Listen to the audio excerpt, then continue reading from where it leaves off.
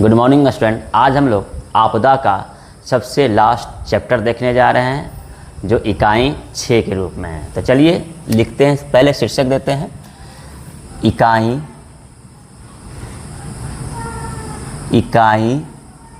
6 और शीर्षक क्या है? आपदा सह अस्तित्व।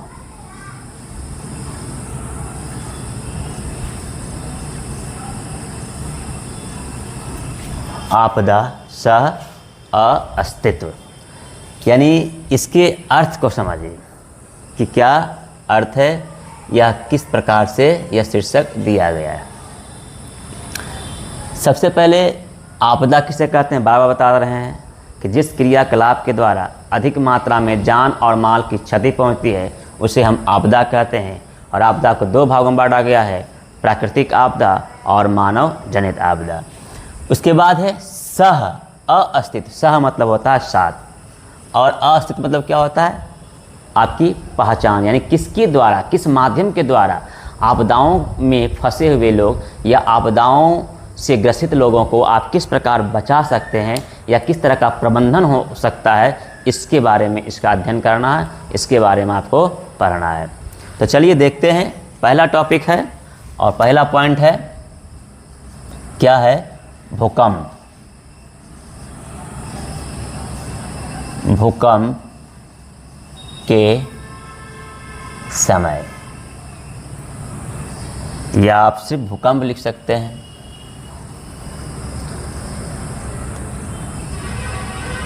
भूकंप, चलिए अब समझिए कि भूकंप क्या है। बताए हैं इसको भी, भू जोर कंप, भू मतलब भूमि, कंप मतलब कांपना, अर्थात पृथ्वी का कांपना क्या है? भूकंप है।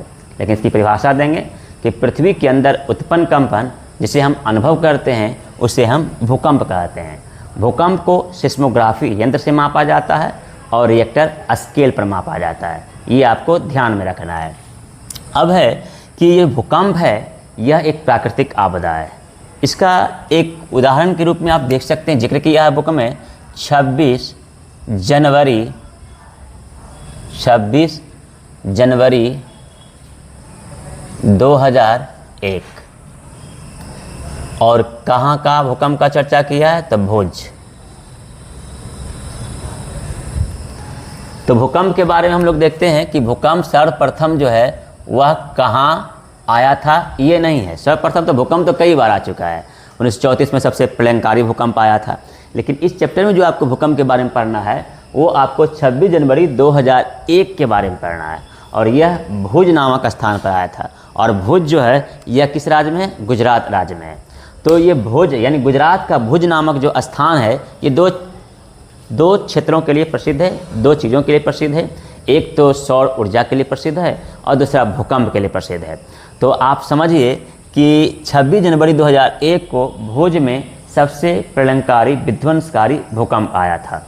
और इसकी जो तीव्रता थी, कह सकते हैं तीव्रता, किसकी तीव्रता? भूकंप की तीव्रता।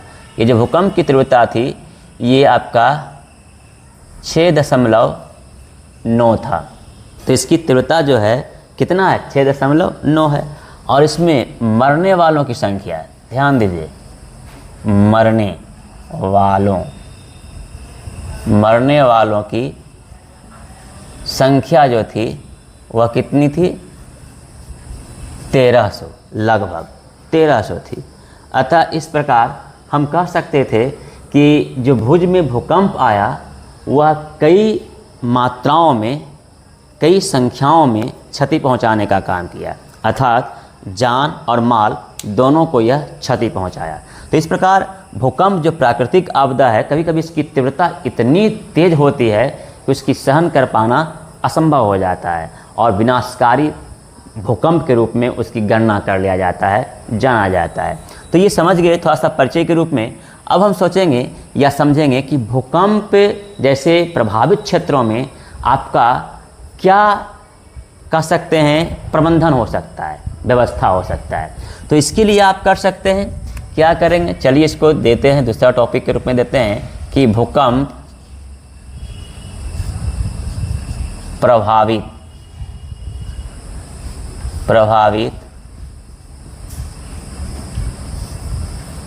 क्षेत्रों में, भूकंप प्रभावित क्षेत्रों में प्रबंधन। इसमें सबसे पहला पॉइंट आप दे सकते हैं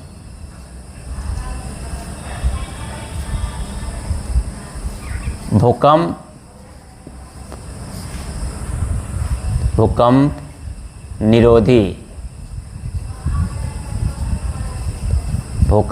निरोधी आवास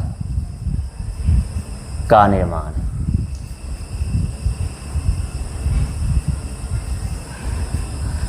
अब देखिए पहला पॉइंट देखिए क्या, भूकंप निरोधी आवास का निर्माण। इसका अर्थ क्या हुआ कि जहां भूकंप बार बार आता है वैसे क्षेत्रों में आपका जो मकान होना चाहिए भूकंप निरोधी होना चाहिए, अर्थात भूकंप का जो झटका आता है, भूकंप की जो तीव्रता होती है वह उसका सहन कर सके, वह उसका बर्दाश्त कर सके।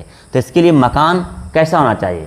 इसके लिए मकान जो होना चाहिए वह कंक्रीट, बालू, पत्थर, सीमेंट, छड़ इत्यादि से निर्मित होनी चाहिए।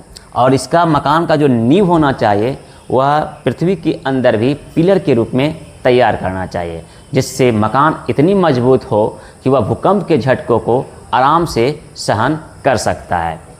जैसे हम आपको बताए थे कि अमेरिका और जापान जैसे देशों में भूकंप आते रहते हैं, लेकिन वहाँ के नागरिकों के लिए यह भूकंप साधारण बन गया है। क्यों? क्योंकि वह जानते हैं कि भूकंप से कैसे बचा जाता है। जबकि भारत में भूकंप को लेकर एक दहशत, डर और भय बना हुआ रहता है, क्योंकि यहाँ के लोग अभी भूकंप के बारे में अच्छी सी जानकारी हासिल नहीं कर पाए हैं। लेकिन जिस तरह से ज्ञान आगे बढ़ता जाएगा, टेक्नोलॉजी का विकास होता जाएगा, वैसे वैसे भारत में भी भूकंप का प्रभाव कम दिखता जाएगा। तो इस प्रकार सबसे पहला ज़रूरी है कि भूकंप निरोधी आवास का निर्माण करना चाहिए, कि आपका मकान भूकंप निरोधी होना चाहिए, मजबूत होना चाहिए। चलिए दूसरा पॉइंट हम लोग देखते हैं। दूसरा पॉइंट में हम लोग क्या देख सकते हैं?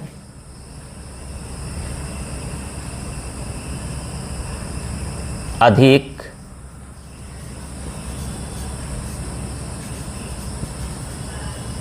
वृक्षारोपण का कार्य। देखिए भूकंप निरोधी आवास के निर्माण के बाद आपको ध्यान देना होगा कि अधिक वृक्षारोपण का कार्य। आप अधिक से अधिक अगर पेड़ पौधा लगाते हैं तो मिट्टी के कणों को क्या करता है? बांध कर रखने का काम करता है। और जब भी पृथ्वी के नीचे हलचल होती है तो उस हलचल को कंट्रोल करता है, नियंत्रित रखने का काम करता है। तो अधिक वृक्षारोपण का कार्य भी क्या करता है? भूकंप प्रभावित क्षेत्रों को राहत देने का काम करता है। चलिए तीसरा पॉइंट हम लोग देखते हैं और देखेंगे भवन निर्माण आकृति, निर्माण की आकृति।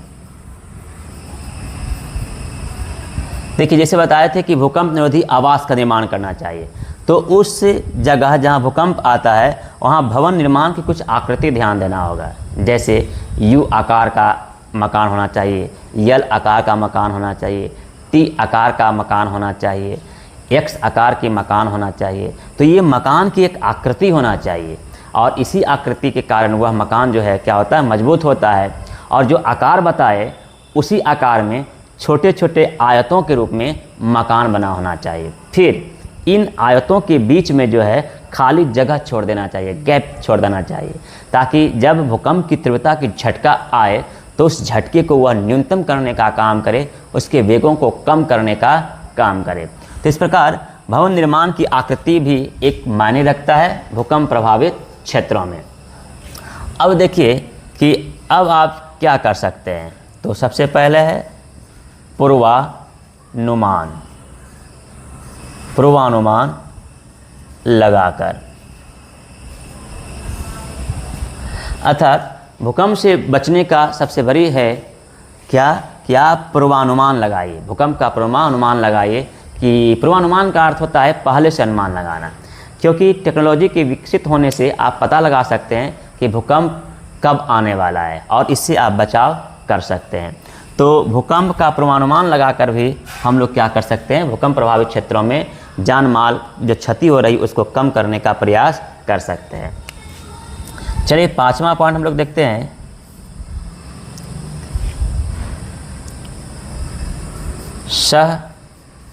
सहभागिता एवं साहस। देखिए, भूकंप में सबसे बड़ी ज़रूरी है कि आप में साहस होनी चाहिए, धैर्य होनी चाहिए और सहभागिता की भावना होना चाहिए। जब आपस में लोग मिलजुल कर रहते हैं, काम करते हैं, तो भूकंप जैसी आपदाओं से आप राहत पा सकते हैं। लेकिन अगर ऐसा नहीं करते हैं तो भूकंप का प्रभाव आप पर हावी हो जाता है और अधिक मात्रा में क्षति पहुंचाने का काम करता है। चलिए 6ठा पॉइंट हम लोग देखते हैं। 6ठा पॉइंट क्या कहता है, आकस्मिक प्रबंधन। आकस्मिक प्रबंधन। देखिए, आकस्मिक प्रबंधन अर्थात भूकंप से पहले और भूकंप के बाद आपकी जो व्यवस्था होनी चाहिए वह मजबूत होना चाहिए, जिससे आपदाओं से होने वाली क्षति को कम किया जा सके और फिर जो कम हुआ उससे कैसे हम बचाव कर सकते हैं इसकी योजना पर ध्यान देना चाहिए। तो आकस्मिक प्रबंधन भी जो है वह भूकंप प्रभावित क्षेत्रों में प्रबंधन की एक कला मानी जाती है, एक व्यवस्था मानी जाती है। हम लोग 7वें पॉइंट की ओर जा रहे हैं और 7वां पॉइंट क्या कहता है,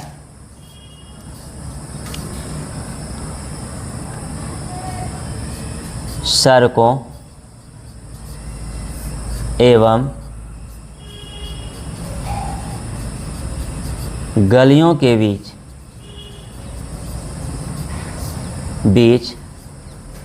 दूरी होना। ध्यान दीजिए, सड़क एवं गलियों के बीच अगर गैप रहता है, दूरी रहता है, तो वह भी लोगों के लिए बचाव का क्या बन जाता है, कारण बन जाता है। ताकि भूकंप प्रभावित क्षेत्र में लोग अगर रह रहे हैं और भूकंप आ जाता है तो वह सड़क एवं गलियों के बीच जो एक फासला है उस फासला में वो अपने आप को बचाव कर सकते हैं। तो ये भी आपको ध्यान देना होगा। अब इसके अतिरिक्त जो है कई पॉइंट आ सकते हैं, जैसे चलिए एक पॉइंट और दे देते हैं, प्रशासनिक या प्रशासन की भूमिका। प्रशासन की भूमिका। प्रशासन अगर कर्मठ हो, ईमानदार हो, तो फिर किसी प्रकार की आपदा क्या हो जाती है, साधारण बन जाती है और इससे लोगों को राहत मिल जाता है। लेकिन अगर प्रशासन कर्मठ ना हो तो छोटी सी आपदा भी उसका प्रभाव बड़ा रूप में, विस्तृत रूप में दिखाई देना शुरू हो जाता है। तो ये सारे पद्धतियों को अपनाकर हम भूकंप प्रभावित क्षेत्रों में क्या कर सकते हैं, सह अस्तित्व जैसी भावना को डेवलप कर सकते हैं और फिर लोगों को राहत पहुंचाने का क्या कर सकते हैं, काम कर सकते हैं। हम लोग दूसरे टॉपिक की ओर चलते हैं और उसका शीर्षक टॉपिक का नाम क्या है, भूस्खलन।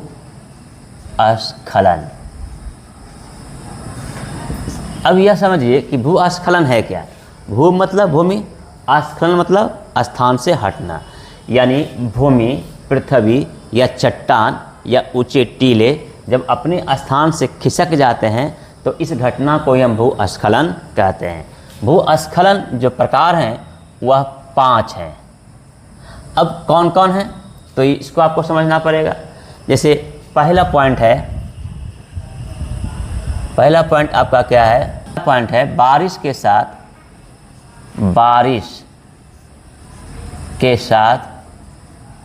या बारिश के पानी के साथ, बारिश के पानी के साथ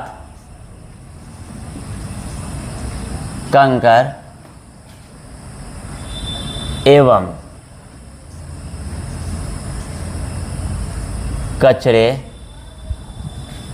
कचरे का गिरना। दूसरा आप देख सकते हैं कंकड़ एवं पत्थर का खिसकना। तीसरा पॉइंट दे सकते हैं कंकर एवं पत्थर का गिरना। चौथा पॉइंट दे सकते हैं चट्टान का खिसकना। पांचवा पॉइंट दे सकते हैं चट्टान का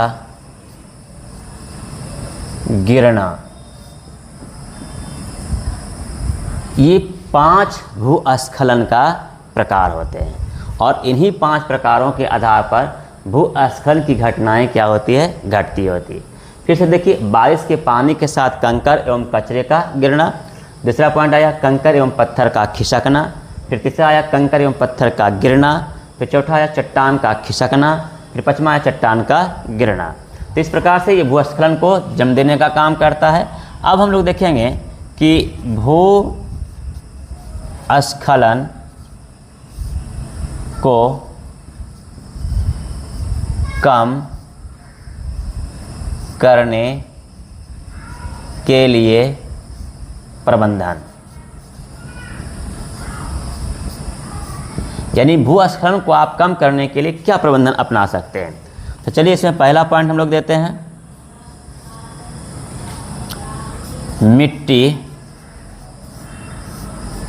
मिट्टी की प्रकृति के अनुरूप नींव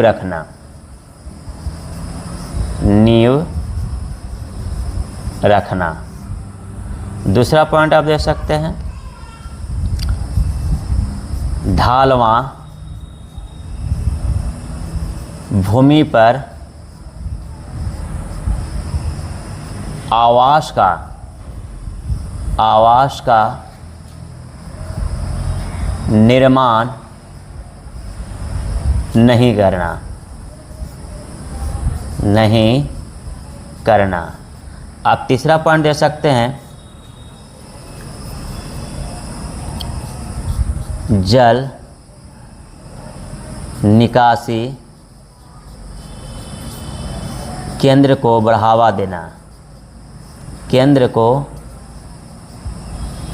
को बढ़ावा देना। आप चौथा पॉइंट दे सकते हैं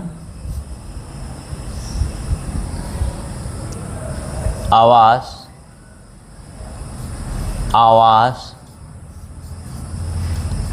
निर्माण में ध्यान देना। आप पांचवा पॉइंट दे सकते हैं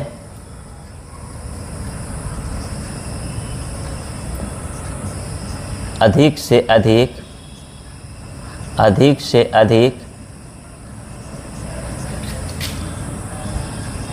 पेड़ पौधों को लगाना। आप छठा पॉइंट दे सकते हैं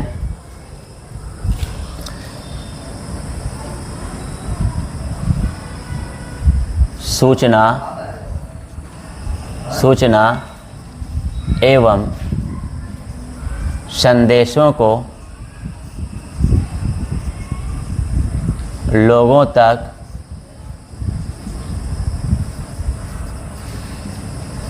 पहुंचाना। तो देखिए आप कि भूस्खलन को कम करने के लिए हमारे पास क्या क्या प्रबंधन की ज़रूरत होती है। पहले कि मिट्टी की प्रकृति के अनुरूप नींव रखना। इसका अर्थ हुआ कि मिट्टी की आप जांच करवाइए और जांच कराने के बाद ही उस पर भवन बनाने का काम कीजिए, मकान बनाने का काम कीजिए।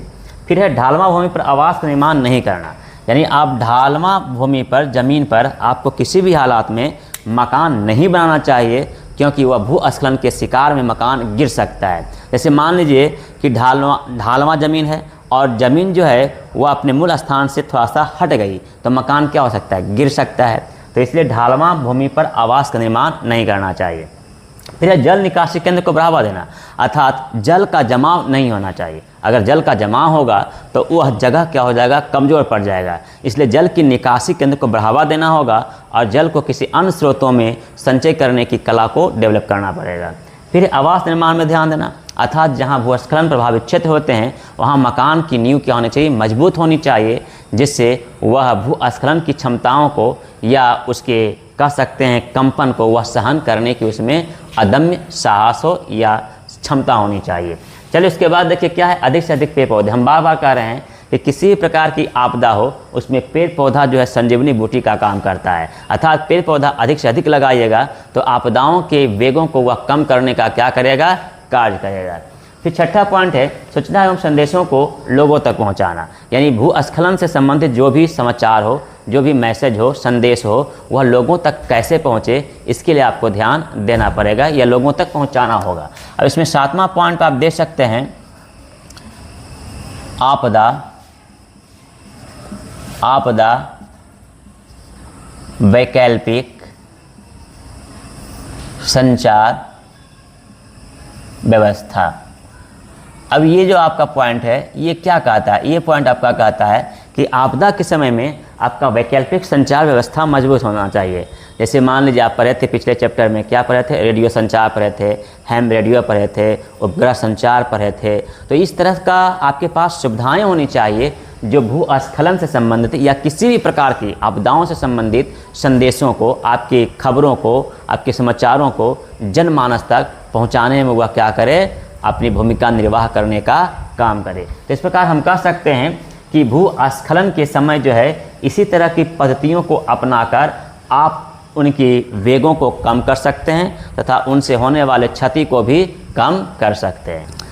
इसमें आप एक पॉइंट और ऐड कर सकते हैं कि जैसे मान लीजिए कि पृथ्वी के नीचे जो होता है गैस पाइपलाइन बिछाई जाती है, जल पाइपलाइन बिछाई जाती है या किन्हीं अन्य प्रकार के पाइपलाइन को बिछाया जाता है, तो आप उसको क्या करेंगे, मुलायम पाइपलाइन कैसा होना चाहिए, मुलायम होना चाहिए, लचीला होना चाहिए, जिसके कारण अगर नीचे आप बैठाते हैं, नीचे ज़मीन के नीचे ले जाते हैं, तो जब ज़मीन के अंदर भूस्खलन आती है तो उस भूस्खलन के वेगों को क्या करेगा, वो सहन कर सकता है और इससे क्या होगा कि किसी प्रकार की क्षति नहीं पहुंचेगी। तो ये सब ध्यान रखना पड़ेगा, तभी जाकर आप क्या कर सकते हैं, भूस्खलन को कम करने की प्रबंधन आप बढ़ावा दे सकते हैं या कर सकते हैं।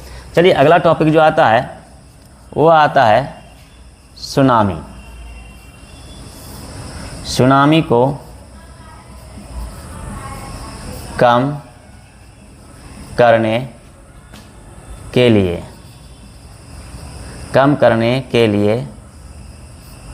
एवं उससे बचाव का प्रबंधन।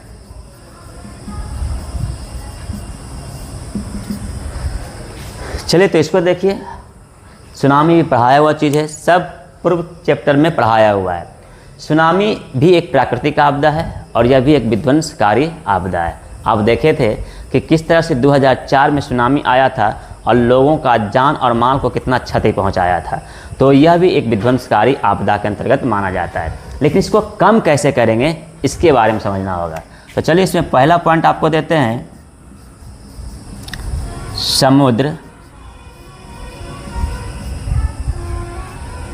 समुद्र तट से दूर आवास का निर्माण। समुद्र तट से दूर आवास का निर्माण। अब इस पॉइंट को आप समझिए, जहाँ सुनामी कहाँ आता है, समुद्र में आता है। तो समुद्र तट मतलब किनारा, तो समुद्र के किनारों से काफ़ी दूर आवास बनाना होगा, मकान बनाना होगा, ताकि सुनामी जो है समुद्र से जो कंपन उत्पन्न हो रहा है वह मकान तक जाते जाते उसका वेग क्या हो जाए, कम हो जाए, और कम होने के कारण उससे होने वाले क्षति जो होंगे वह भी कम होंगे। तो समुद्र तट से दूर आवास का निर्माण करना चाहिए, ये आपको ध्यान में रखना होगा। अब चलिए दूसरा पॉइंट की ओर हम लोग चलते हैं, और दूसरा पॉइंट में आप क्या लिख सकते हैं, अब यहीं आप लिख सकते हैं मैंग्रोवस।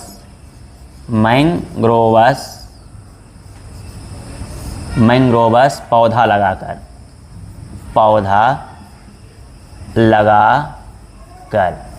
समुद्र के किनारे या समुद्र तटों के किनारे जो है मैंग्रोव नामक पौधा या मैंग्रोवस नामक पौधा लगाना होगा। ये क्या करता है कि समुद्र में जो सुनामी उत्पन्न होते हैं, तो सुनामी किससे उत्पन्न होता है? भूकंप के कारण उत्पन्न होता है। तो जब सुनामी उत्पन्न होगा तो उसके वेगों को यह क्या करता है? अवशोषित कर लेता है, इसके कंपन को अवशोषित कर लेता है, अर्थात जनमानस तक उसके झटकों को, उसके वेगों को, तरंगों को पहुंचने नहीं देता है। तो इस प्रकार से मैंग्रोवस पौधा लगाकर भी हम सुनामी को कम करने का क्या कर सकते हैं? कार्य कर सकते हैं। चलिए अब तीसरा पॉइंट हम लोग देखते हैं, और तीसरा पॉइंट देखेंगे बांध बनाकर। बांध बनाकर, ध्यान दीजिए कि नदियों के ऊपर हम लोग बांध बनाएंगे, जिससे क्या होगा? बांध बनाने से जो है उसकी वेग, जो समुद्र के वेग जो आते हैं, उन वेगों को वह शून्य कर सकता है, कम कर सकता है, और हमें सुनामी से रक्षा करने का काम कर सकता है। चलिए चौथा पॉइंट कह सकते हैं तटबंधों, तटबंधों को मजबूती देकर, मजबूती देकर। अब आप ये ध्यान दीजिए कि जो समुद्र का तटबंध होता है, या जो नदियों, ध्यान दीजिए जो समुद्र का तटबंध होता है, उन समुद्र तटबंधों को आप इतना मजबूत बनाइए कि उससे जो तरंगे उत्पन्न हो रही है, उन तरंगों का कंपन बाहर तक ना पहुंच पाए, जनमानस तक ना पहुंच पाए, पशु पक्षी तक ना पहुंच पाए, पेड़ पौधों तक ना पहुंच पाए, जिससे उसकी वेग शून्य हो जाए और वह सुनामी से हम लोगों को बचाव करने का या सुरक्षित रखने का क्या करे? काम कर सके। तो ये भी आपको ध्यान में रखना होगा। और पांचवा पॉइंट आप देख सकते हैं पूर्वानुमान। ध्यान दीजिए, क्या? पूर्वानुमान, पूर्वानुमान लगाकर, पूर्वानुमान लगाकर, पूर्वानुमान लगा, बंद करो। तो ये ध्यान देना होगा कि जैसे भूकंप का पूर्वानुमान लगाते हैं, उसी तरह से आप सुनामी का पूर्वानुमान लगाइएगा, ताकि सुनामी का जब हम पूर्वानुमान लगा लेंगे तो जहाँ सुनामी आने की संभावना होती है, उन क्षेत्रों को हम खाली करा सकते हैं, या उन क्षेत्रों में रहने वाले लोगों को हम सतर्क कर सकते हैं, सजग कर सकते हैं, ताकि उन आपदाओं से उनका क्षति कम से कम पहुँचे। तो ये भी आप कह सकते हैं। छठा पॉइंट आप कह सकते हैं recording, recording centre, recording centre की स्थापना। अब ये क्या है? देखिए सुनामी तो समुद्र में ही आता है, तो उसके बगल में हम रिकॉर्डिंग सेंटर की स्थापना करेंगे, ताकि उसके कंपन को रिकॉर्ड कर सके। इससे भी अनुमान लग सकता है कि हाँ, इसकी वेग कितना होती है, इसकी तरंग कितनी होती है, और उसके अनुरूप हम प्रबंधन पहले से करेंगे, व्यवस्था पहले से कर लेंगे, ताकि जो है सुनामी से हमें ज़्यादा दिक्कतों का सामना करना ना पड़े। देखिए इसके अतिरिक्त भी है, सुनामी से बचाव के लिए इसके अतिरिक्त भी है। जैसे मान लीजिए सुनामी निरोधी भवन का निर्माण कर, अगर आपका मकान जो है पिलर पर आधारित है, छड़ सीमेंट से निर्मित है, तो वह मजबूत होता है और वह बाहर से आने वाले तरंगों को, कंपनों को क्या कर सकता है? कम करने का काम कर सकता है। तो इस प्रकार से हम इन सभी प्रबंधन और व्यवस्थाओं को अपनाते हुए सुनामी को कम कर सकते हैं, या सुनामी से होने वाले क्षति को भी कम किया जा सकता है। चलिए अब हम लोग नेक्स्ट पॉइंट की ओर चलते हैं। इसको पहले सर्पलप डिलीट कर देते हैं, मिटाने का काम करते हैं। उसके बाद हम लोग नेक्स्ट टॉपिक देखेंगे, क्योंकि इसमें अभी बहुत सारे टॉपिक बचा हुआ है। अब इसमें जो अगला नेक्स्ट टॉपिक होगा वो क्या होगा? वो बाढ़ है। जो बाढ़ आप पहले से ही पढ़ चुके हैं, बाढ़ का विस्तार से आप जान चुके हैं, उसके संबंध जानकारी आपको मिल चुकी है, लेकिन फिर भी इसमें पढ़ना है, इसलिए इसके बारे में हम फिर से आपको बाढ़ के बारे में बताने जा रहे हैं। तो जो अगला टॉपिक आपका है वो किससे संबंधित है? बाढ़ से संबंधित है। चलिए देखिए क्या है बाढ़। तो सबसे पहले लिखे बाढ़, और इसमें दे देते हैं बाढ़ के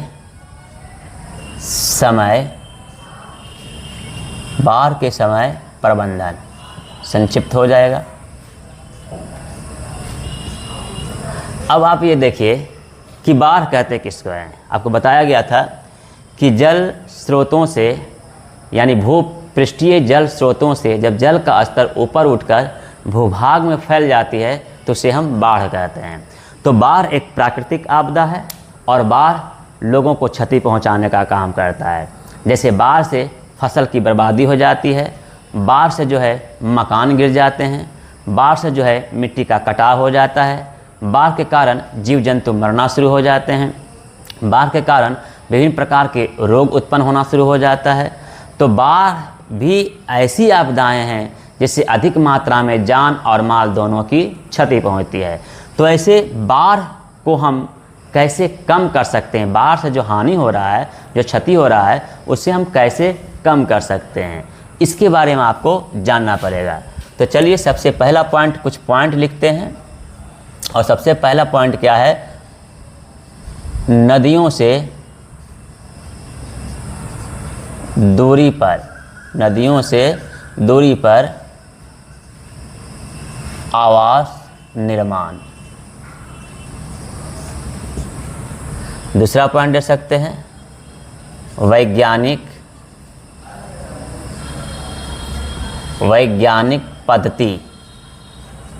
पद्धति पर आधारित या वैज्ञानिक पद्धति पर निर्मित भवन। आप तीसरा पॉइंट भी दे सकते हैं, क्या दे सकते हैं, बाढ़ के समय प्रबंधन, बांध का निर्माण। फिर आप चौथा पॉइंट दे सकते हैं, जल निकासी केंद्र की स्थापना। आप पांचवा पॉइंट दे सकते हैं, अधिक पेड़ पौधों को लगाना। आप छठा पॉइंट दे सकते हैं,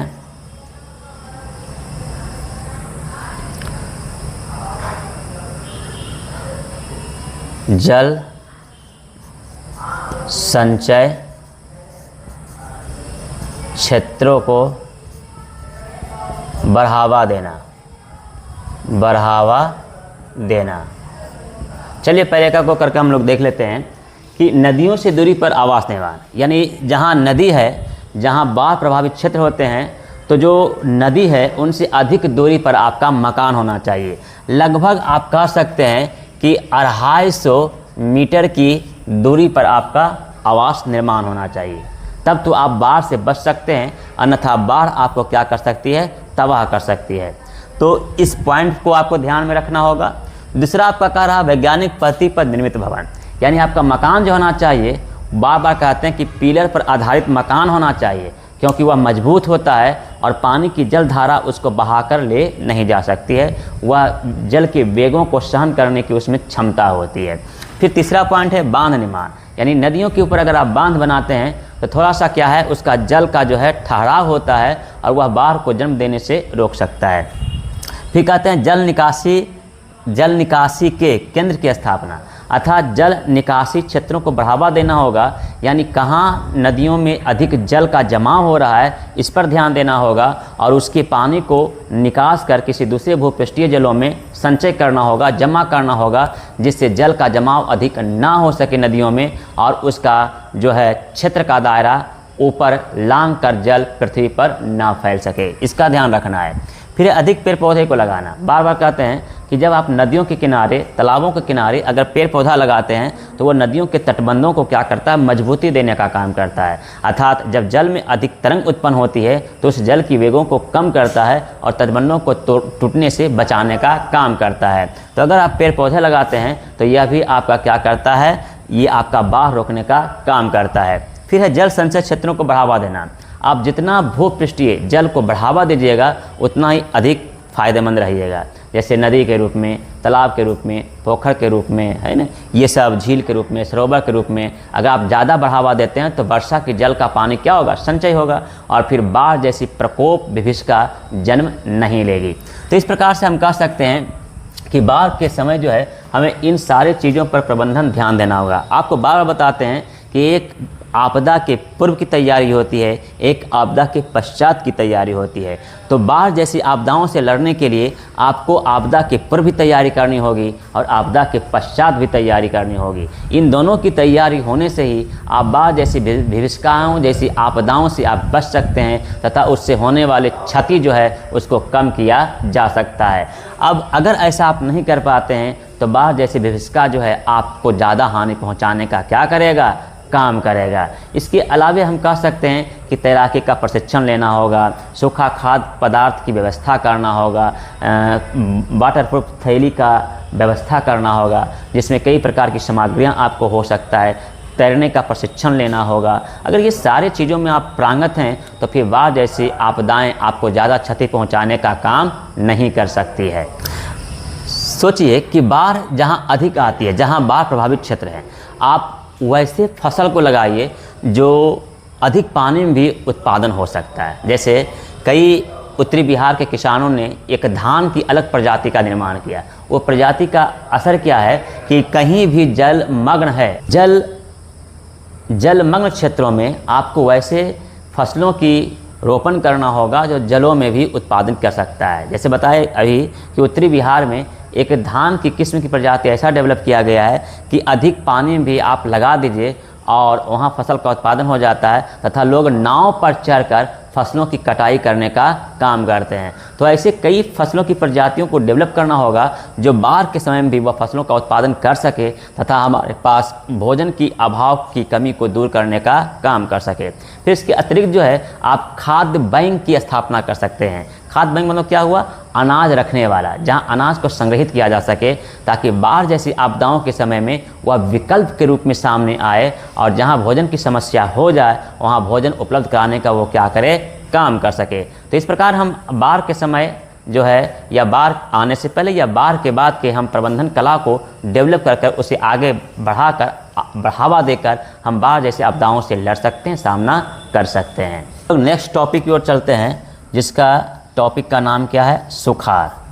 तो सुखाड़ क्या है, जहाँ औसत वर्षा कम होती है जिस क्षेत्र में, वहाँ ही एक स्थिति उत्पन्न होती है जिसे हम क्या कहते हैं, सुखाड़ कहते हैं। तो सुखाड़ एक प्राकृतिक आपदा है और इसके कितने भाग हैं, तो 3 भाग हैं। कितने भाग हैं, 3 भाग हैं। अब वो 3 भाग कौन कौन है देखिए। तो पहला भाग जो आया वो आया सामान्य सुखाड़। पहला भाग क्या आया, सामान्य सुखाड़। और दूसरा भाग जो आया वो आया मौसमी सुखाड़। मौसमी सुखाड़। और तीसरा भाग जो आया वो आया आपका कृषि सुखाड़। कृषि सुखाड़। तो ये सुखाड़ के 3 प्रकार हैं। जहाँ वर्षा कम होती है वहाँ सुखाड़ जन्म लेती है। इन तीनों प्रकार में सबसे हानिकारक जो है वह है कृषि सुखाड़, क्योंकि अगर खेती नहीं होगी, फसल का उत्पादन नहीं होगा तो फिर लोगों को अनाज की कमी हो जाएगी और उन्हें भोजन पर्याप्त मात्रा में मिल नहीं सकता है और वह कई रोगों के शिकार भी हो सकते हैं। और सुखाड़ जो सबसे ज़्यादा उत्पन्न होता है वो किस रीजन से बताए, जलवायु की कमी अर्थात मानसून वर्षा के कारण। जहाँ जल कम हो, जहाँ वर्षा कम हो, वैसे क्षेत्रों में ज़्यादा सुखाड़ उत्पन्न होता है। तो सबसे इसका उचित प्रबंधन जो है वह वर्षा जलों को संचय करना है। यानी आप भूपृष्ठीय जल को बढ़ावा दीजिए तथा वर्षा जल जो भी हो उसको संचय करने का काम कीजिए, संग्रहित करने का काम कीजिए। तब आप सुखाड़ की आपदाओं से लड़ सकते हैं या सुखाड़ को आप कम करने का प्रयास कर सकते हैं। तो चलिए यहाँ तक हो गया।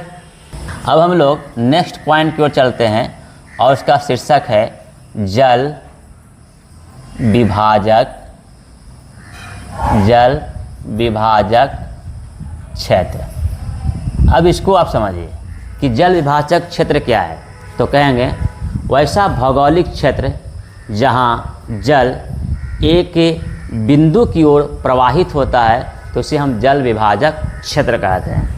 चलिए, अब जल विभाजक क्षेत्र की समस्या होती है तो इसके लिए सबसे पहले क्या करना होगा कि जितने भी नदी हैं या जितने भी भूपृष्ठीय जल हैं जहाँ जल अधिक मात्रा में संचित और संग्रहित होता है तो उन जलों को आप निकासी बनाइए।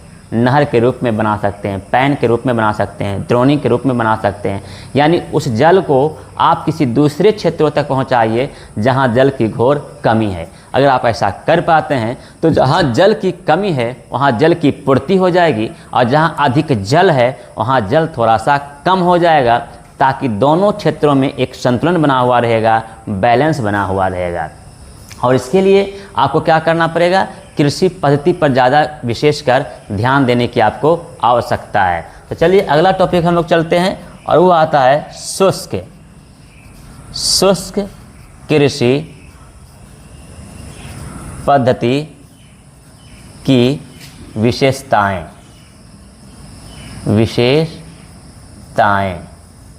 अब ध्यान दीजिए कि शुष्क कृषि पद्धति की विशेषताओं के अंतर्गत आप क्या कर सकते हैं।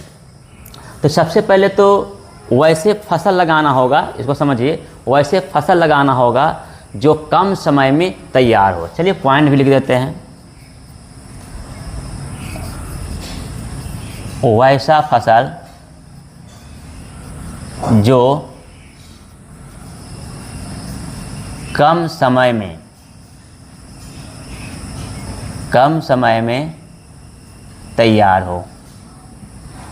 आप दूसरा पॉइंट दे सकते हैं, क्या दे सकते हैं, फसल चक्रण पद्धति को अपनाकर।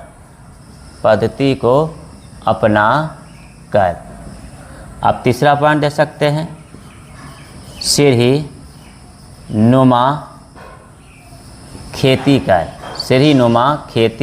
कर। आप चौथा पॉइंट दे सकते हैं, वर्षा जल का संचय कर। आप पांचवा पॉइंट दे सकते हैं, मिट्टी के ऊपर घास पट्टिका लगाकर। चलिए पहले एक एक पॉइंट करके देख लेते हैं। कहता है कि शुष्क कृषि पद्धति की विशेषताएं आपको देखना होगा, समझना होगा। वैसा फसल जो कम समय में तैयार हो, यानी वैसे बीज को आप डेवलप करना पड़ेगा कि कम समय में वह फसल तैयार हो जाए और वह फसल परिपक्व हो जाए, ताकि वह आपदाओं का सामना उसे करना ना पड़े। दूसरा है फसल चक्रण पद्धति, यानी फसल चक्रण पद्धति को अपना कर भी आप क्या कर सकते हैं, शुष्क कृषि पद्धति से आप निजात पा सकते हैं। शुष्क कृषि मतलब क्या हुआ, जहाँ पानी का अभाव है, जहाँ कृषि करना संभव नहीं है, तो आपको चयनात्मक फसल को ध्यान में रखते हुए कृषि करना पड़ेगा। फिर है तीसरा सीढ़ीनुमा खेती, क्योंकि यहाँ पानी का अभाव है, तो अगर आप सीढ़ीनुमा खेती करते हैं तो इससे क्या होता है कि जल की बर्बादी भी रुकती है, और कम जल में अधिक से अधिक फसलों की सिंचाई हो जाती है। तो जल की बर्बादी रुकने से शुष्क प्रदेशों में ऐसी खेती क्या हो जाती है, लाभकारी बन जाती है। फिर है वर्षा जल का संचय कर, यानी आप वर्षा की जलों को कैसे, एक तो वर्षा कम हो रही है और उन पानी को हम कैसे जमा कर सकते हैं, इन क्षेत्रों को बढ़ावा देना होगा। इन प्रबंधन व्यवस्थाओं पर आपको ध्यान देना पड़ेगा, ताकि हम वर्षा के पानी को अधिक से अधिक जमा करके रख सकें, संचय करके रख सकें, जिससे हम शुष्क प्रदेशों में खेती करने के लायक हो सके। फिर आता है, देखिए आपका पांचवा पॉइंट आ जाता है, मिट्टी के ऊपर घास पट्टिका लगाकर। अर्थात मिट्टी के ऊपर जो खेत जो है उसकी नमी भी भाग जाती है, लेकिन अगर हम घास पट्टिका लगाते हैं तो उसमें नमी पुनः आ जाती है, और नमी युक्त होने से क्या होता है, कई फसल ऐसे होते हैं जिन्हें ज़्यादा पानी की आवश्यकता नहीं होती है, वह नमी को प्राप्त कर ही वह फसल का उत्पादन करने में क्या होती है, सक्षम हो पाती है। तो इस तरह से हम अपना सकते हैं, पद्धतियों को अपना सकते हैं, पद्धति को अपना सकते हैं। इसमें और पॉइंट अगर आप जोड़ना चाहते हैं तो यह भी दे सकते हैं, खेतों की अधिक गहराई तक जोताई, यानी खेतों को आप अधिक गहराई तक जोताई कीजिए ताकि उसमें नमी क्या हो, संचय रह सके। फिर आप सातवां पॉइंट भी दे सकते हैं, संक्षिप्त में ही हम लोग देखते जा रहे हैं। सातवां पॉइंट दे सकते हैं, क्या दे सकते हैं, वृक्षारोपण। ये तो सब में आएगा, वृक्षारोपण को बढ़ावा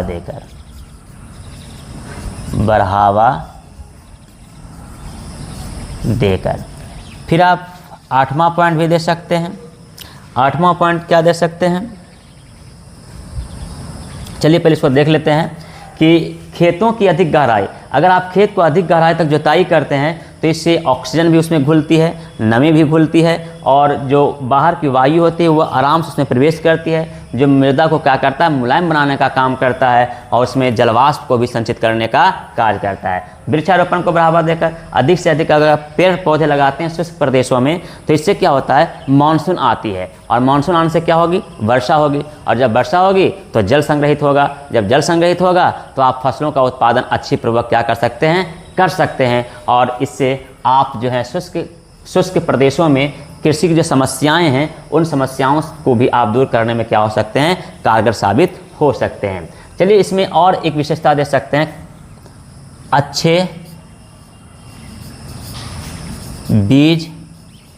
अच्छे बीजों का विकास कर।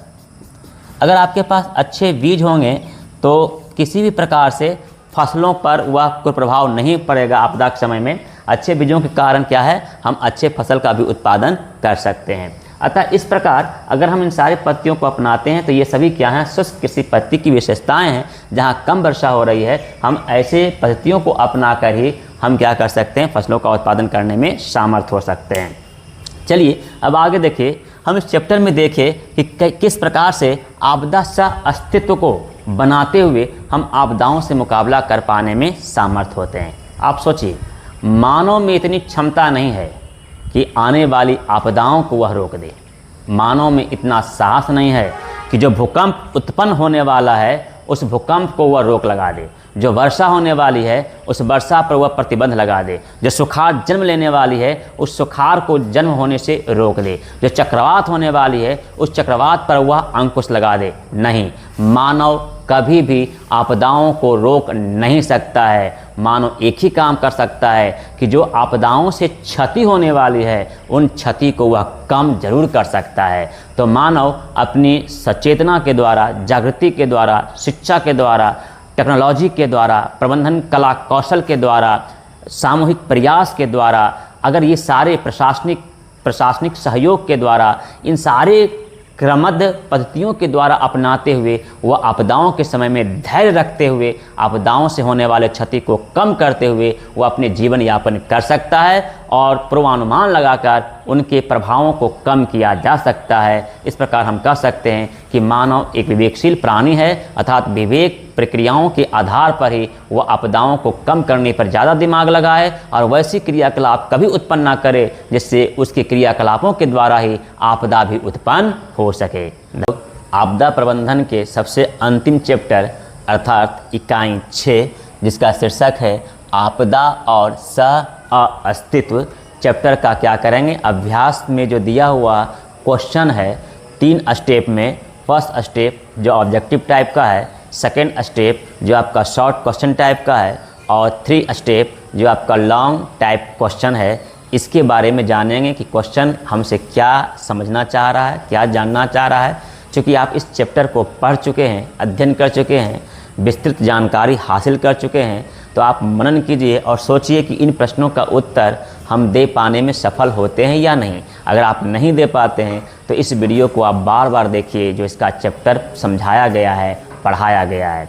तो आइए हम लोग प्रश्न उत्तर की ओर चलते हैं, यानी क्वेश्चन आंसर शैली की ओर बढ़ते हैं। तो स्टेप 1 है ऑब्जेक्टिव क्वेश्चन, यानी वस्तुनिष्ठ प्रश्न। तो पहला क्वेश्चन है कि निम्नलिखित में कौन प्राकृतिक आपदा है। तो ऑप्शन पहला देखिए क्या है, आग लगना, दूसरा है बम विस्फोट, तीसरा है भूकंप और चौथा है रासायनिक दुर्घटना। तो इसमें सही विकल्प आपका हो जाएगा सी नंबर, भूकंप। देखिए आग लगना जो है ये आपका प्राकृतिक आपदा भी है, मानवजनित आपदा भी है, और बम विस्फोट तो मानव निर्मित आपदा है, और रासायनिक दुर्घटना भी मानव निर्मित आपदा है। लेकिन इसमें सही विकल्प आपका क्या हो जाएगा, प्राकृतिक आपदा के रूप में कौन होगा, भूकंप होगा। चलिए हम लोग दूसरे क्वेश्चन की ओर चलते हैं। दूसरा प्रश्न कह रहा है कि भूकंप संभावित क्षेत्रों में भवनों की आकृति कैसी होनी चाहिए। यानी जहां भूकंप आता है, बार बार आता है, जो भूकंप प्रभावित क्षेत्र अधिक होते हैं, तो वहाँ जो मकान बन रहे हैं आवास का निर्माण हो रहा है तो उन भवन की आकृति कैसी होनी चाहिए। चलिए ऑप्शन देखते हैं। पहला है अंडाकार, दूसरा है त्रिभुजाकार, और तीसरा है चौकोर, और चौथा है आयताकार। तो इसमें आपका जो सही उत्तर हो जाएगा डी नंबर, आयताकार। अर्थात आयताकार रूप में ही भूकंप प्रभावित क्षेत्रों में मकान का निर्माण करनी चाहिए। चलिए अब हम लोग तीसरे प्रश्न की ओर चलते हैं। तीसरा प्रश्न कह रहा है कि भूस्खलन वाले क्षेत्र में ढलान पर मकानों का निर्माण क्या है। यानी प्रश्न आपसे पूछ रहा है कि जहाँ भूस्खलन आता है, जो क्षेत्र भूस्खलन से प्रभावित है, तो वहाँ जो मकान बनना चाहिए या मकान का जो डिजाइन या निर्माण होना चाहिए तो वह कैसा होना चाहिए, या ढलान पर होना चाहिए या ढलान पर नहीं होना चाहिए, या अगर ढलान पर हो रहा है भवन का निर्माण तो क्या उचित है या अनुचित है या उपयोगी, ये पूछ रहा है। तो फिर से एक बार समझिए क्वेश्चन। भूस्खलन वाले क्षेत्र में ढलान पर मकानों का निर्माण क्या है, आपको बताना है। ऑप्शन पहला है उचित है, दूसरा है अनुचित है, तीसरा है लाभकारी है, चौथा है उपयोगी है। तो इसमें आपका जो सही उत्तर हो जाएगा बी नंबर हो जाएगा, अनुचित है। हम लोग चौथे क्वेश्चन की ओर चलते हैं। चौथा प्रश्न कह रहा है कि सुनामी प्रभावित क्षेत्र में मकानों का निर्माण कहाँ करना चाहिए। तो पहला ऑप्शन है समुद्र के निकट, दूसरा ऑप्शन है समुद्र तट से दूर, तीसरा ऑप्शन है समुद्र तट से दूर ऊंचाई पर, और चौथा ऑप्शन है नन, इनमें से कोई नहीं। तो इसमें सही उत्तर हो जाएगा सी नंबर हो जाएगा, समुद्र तट से दूर ऊंचाई पर। चलिए अब हम लोग 5 प्रश्न की ओर बढ़ते हैं, क्वेश्चन की ओर बढ़ते हैं। 5वां क्वेश्चन क्या कह रहा है कि बाढ़ से सबसे अधिक हानि होती है।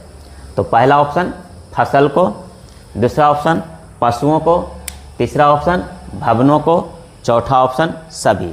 तो बाढ़ से इनमें सभी प्रभावित होते हैं, सभी नष्ट होते हैं, तो इसलिए इसका सही विकल्प हो जाएगा डी नंबर हो जाएगा सभी। छठा क्वेश्चन है कि कृषि सुखाड़ होता है। कृषि सुखाड़ होता है किन कारणों से होता है। तो पहला ऑप्शन है जल के अभाव में, दूसरा ऑप्शन है मिट्टी की नमी के अभाव में, तीसरा ऑप्शन है मिट्टी के क्षय के कारण, और चौथा ऑप्शन है मिट्टी की लवणता के कारण। तो इसमें सही विकल्प आपका हो जाएगा ए नंबर हो जाएगा, जल के अभाव में। चलिए अब हम लोग ऑब्जेक्टिव क्वेश्चन जो है वो देख लिए हैं और सेकेंड फेज की ओर बढ़ते हैं, सेकेंड स्टेप की ओर बढ़ते हैं, जो शॉर्ट क्वेश्चन है, लघु उत्तरीय प्रश्न है, जहां से आपका 2 नंबर में क्वेश्चन एग्जाम में पूछा जाता है। तो पहला प्रश्न है कि भूकंप के प्रभावों को कम करने वाले 4 उपायों को लिखिए। अब यहाँ निर्देश दिया हुआ है 4 उपाय, अर्थात आप 4 उपाय ही लिखें।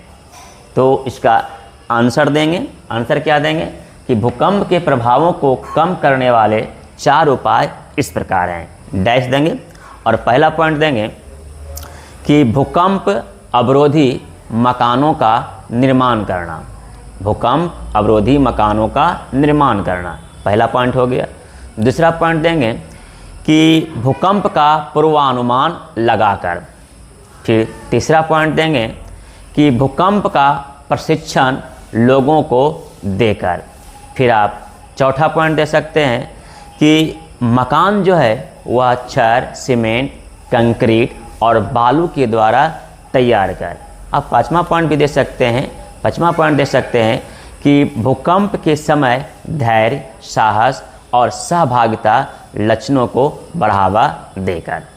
तो चलिए ये आप समझ गए कि भूकंप के प्रभावों को कम करने का 4 उपाय क्या हो सकते हैं या 4 उपाय क्या है। शॉर्ट क्वेश्चन के दूसरे प्रश्न की ओर, दूसरे क्वेश्चन की ओर देखते हैं, बढ़ते हैं कि सुनामी संभावित क्षेत्रों में गृह निर्माण पर अपना विचार प्रकट करें। अर्थात जहां सुनामी आता है, जो एरिया, जो क्षेत्र सुनामी से प्रभावित होता है, उन क्षेत्रों में मकान कैसा होना चाहिए। तो चलिए उत्तर देंगे या आंसर देंगे कि सुनामी संभावित क्षेत्रों में गृह निर्माण पर इस प्रकार ध्यान देने की आवश्यकता है।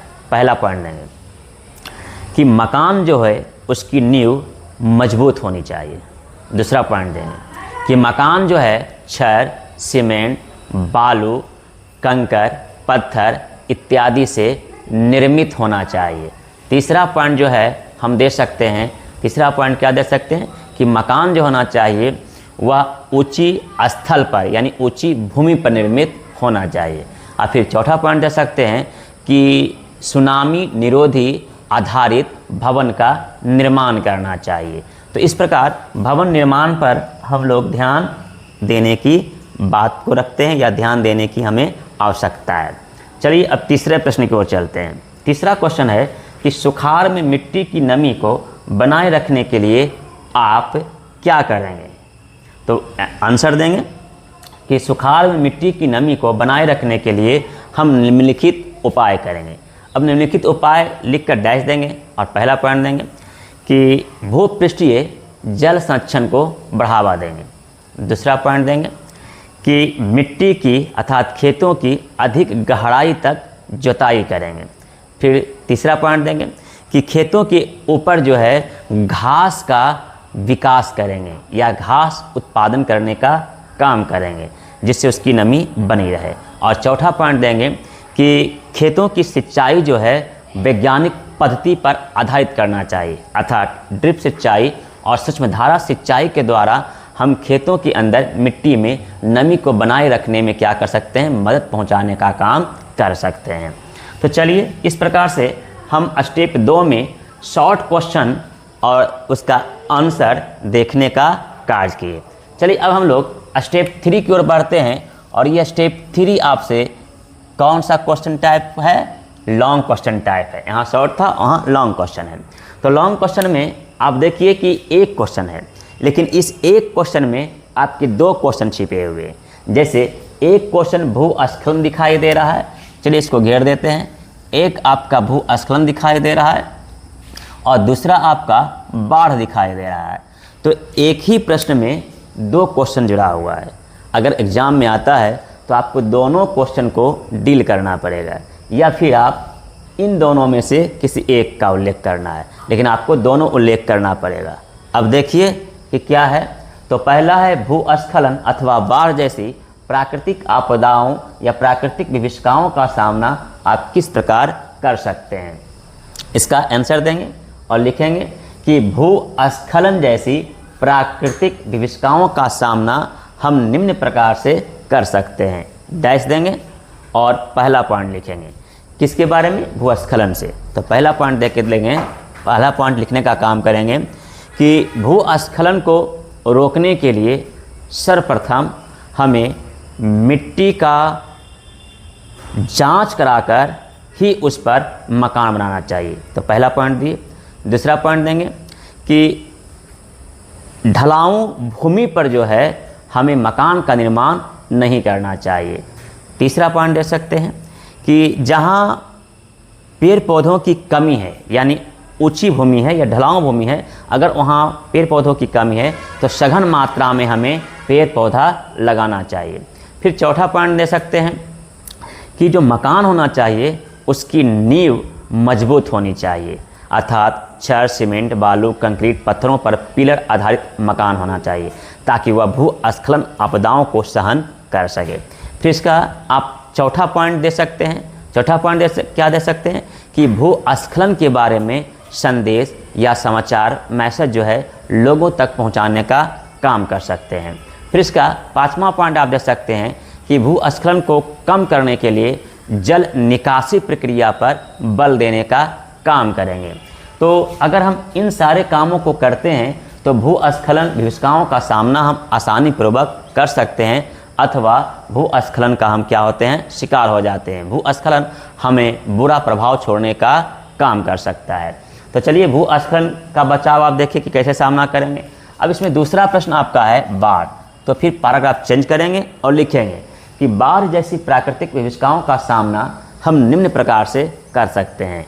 डैश देंगे और पहला पॉइंट देंगे कि समुद्र तट से या नदी तट से लगभग 250 मीटर की दूरी पर भवन का निर्माण करना चाहिए। दूसरा पॉइंट दें कि नदियों के तटबंधों को मजबूती से निर्माण करेंगे, वहाँ भी कंक्रीट, पत्थर, छड़, सीमेंट, बालू इत्यादि का प्रयोग करेंगे। तीसरा पॉइंट क्या दे सकते हैं, तीसरा पॉइंट देंगे कि बाढ़ जैसी विभीषिकाओं का सामना करने के लिए हमें सामूहिक प्रयास करना होगा। सामूहिक प्रयास अर्थात सहभागिता के साथ मिलजुल कर उसका सामना करना पड़ सकता है। फिर हम चौथा प्रयास दे सकते हैं कि जल निकासी को हम क्या करेंगे, बढ़ावा देंगे, अर्थात नदियों से नहर निकालकर उसका जल का विस्तार दूसरे क्षेत्रों में जमा करने का काम करेंगे। आप चौथा पॉइंट भी दे सकते हैं कि बाढ़ प्रभावित क्षेत्रों में लोगों को बाढ़ जैसी तैराकी का प्रशिक्षण प्रदान करेंगे, अर्थात प्रशिक्षण देने का काम करेंगे। फिर हम कह सकते हैं कि बाढ़ जैसी प्राकृतिक आपदाओं से प्रभावित क्षेत्रों में हमें क्या करना होगा, आकस्मिक प्रबंधन पर बल देना होगा। अगर इस तरह से हम करते हैं तो बाढ़ जैसी प्राकृतिक विभीषिकाओं का सामना भी हम आसानी से कर सकते हैं। और सबसे बड़ी ज़रूरी बात यह है कि बाढ़ जैसे प्रभावित क्षेत्रों में भी मकान मजबूती के रूप में ही बनाना चाहिए, ताकि बाढ़ जैसी जलधाराओं का वो जो सहने की भवनों की क्षमता होती है वह ज़्यादा डेवलप हो, ज़्यादा विकास हो, ताकि जलधाराओं में मकान बह ना पाए। तो इस प्रकार से हम बाढ़ जैसी विभीषिकाओं का सामना भी आसानी पूर्वक करने में समर्थ बन सकते हैं। तो हम देखें कि कैसे भूस्खलन अथवा बाढ़ जैसी प्राकृतिक विभीषिकाओं का सामना कर सकते हैं। तो यह चैप्टर जो है क्वेश्चन आंसर का यहीं पर हम लोग क्या करते हैं, समाप्त करते हैं। इसे बार बार देखें, सुनें और समझें, ताकि आपके दिमाग में यह सारा कॉन्सेप्ट क्या हो जाए, बैठ जाए, जम जाए, समझ आ सके। धन्यवाद।